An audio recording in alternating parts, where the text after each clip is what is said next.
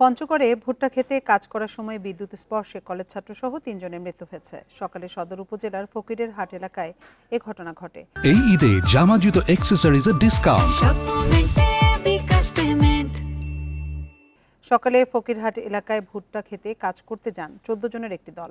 এ সময় ক্ষেতের মধ্যে বিদ্যুতের তার ছেঁড়া অবস্থায় পড়েছিল।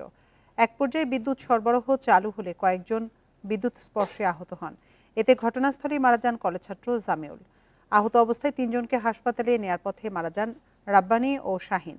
গুরুতর আহত অবস্থায় জয় ইসলাম নামে একজনকে উন্নত চিকিৎসার জন্য রংপুর মেডিকেল কলেজ হাসপাতালে পাঠানো হয়েছে।